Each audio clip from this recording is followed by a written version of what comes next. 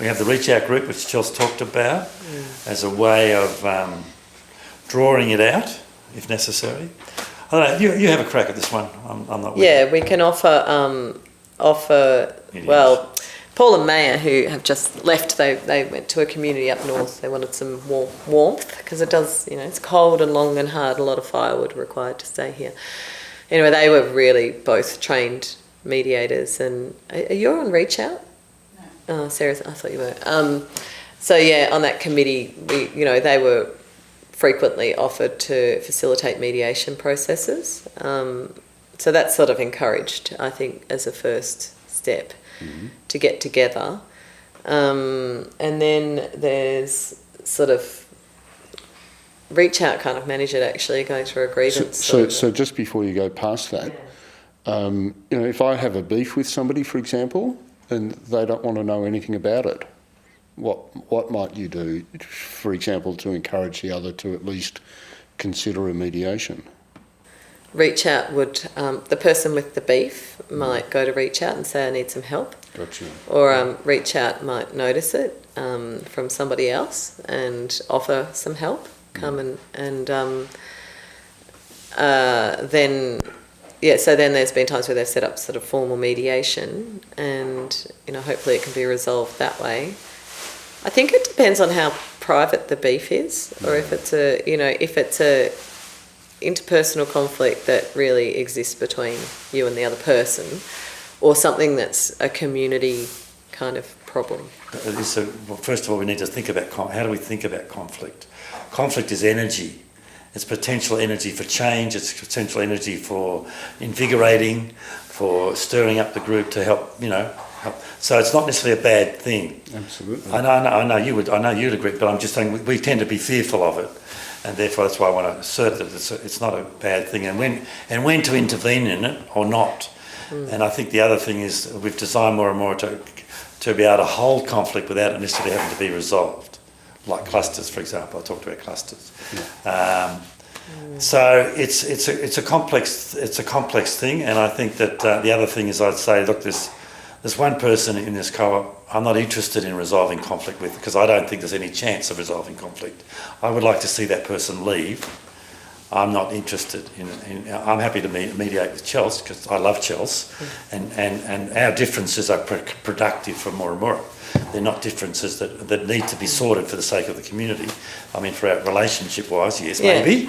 But so some things the community needs to deal with, and if they don't, the person will leave.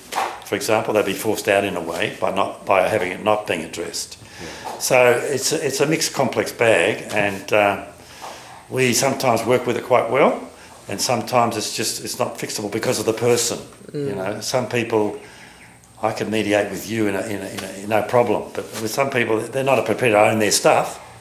If they're always going to be blaming me. It's always Peter Cock, which is easy, because it often is about me, but it's not only about me.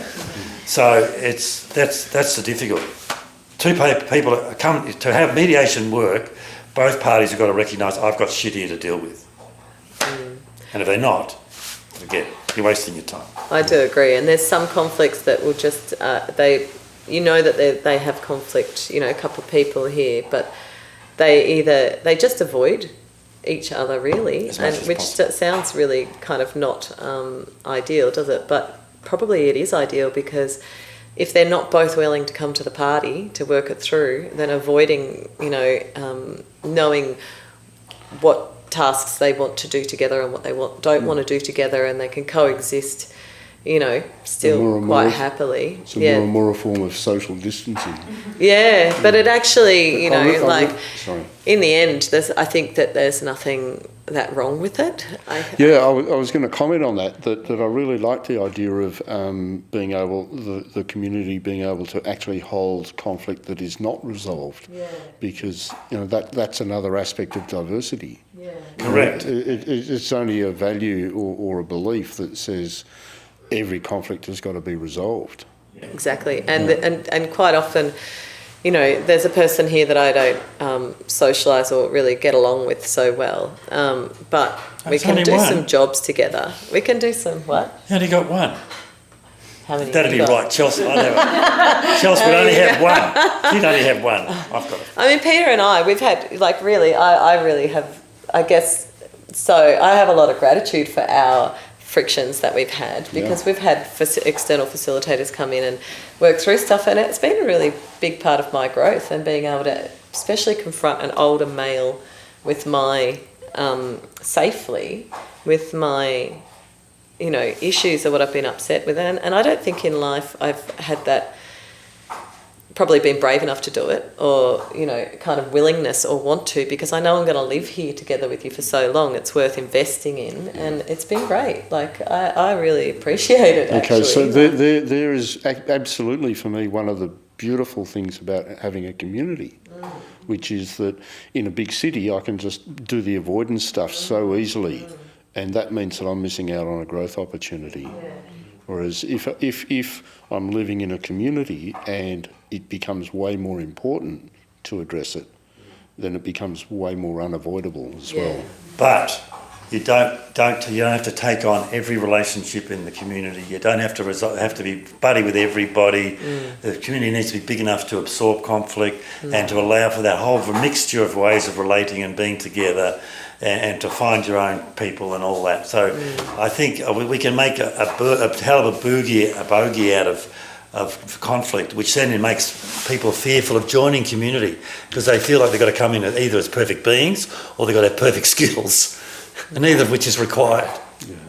So that's, you know. Yeah. Neither of which is possible. Sorry? Neither of which is possible. And as Leslie said as well, neither of which is possible nor desirable. No, it's not desirable, because that's, as you said, part of the diversity, part of the energy that keeps the community evolving and changing and shifting. I mean, Moora Moora is not a boring place. I just think it's the openness of the energy that you come in with that makes all the difference. You know, when someone comes in and they're already, you know, stuck in a mindset of how they think that it should be, or what their projection of it is, it's really, for me, it's very repelling instantly. They just need openness, and then it's all inviting and inclusive. I don't agree. Why?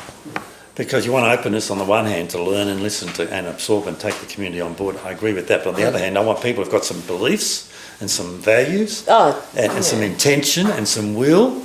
And so I'm just saying, there's a balance to that. Yeah, but if someone's I don't want just just a blotting paper. Push their agenda. Well, that's right. That's just painful. No one wants it. Like, It's a big span. Yeah. We agree to that's part of the diversity. We can agree to that. Yeah, we can agree to that one.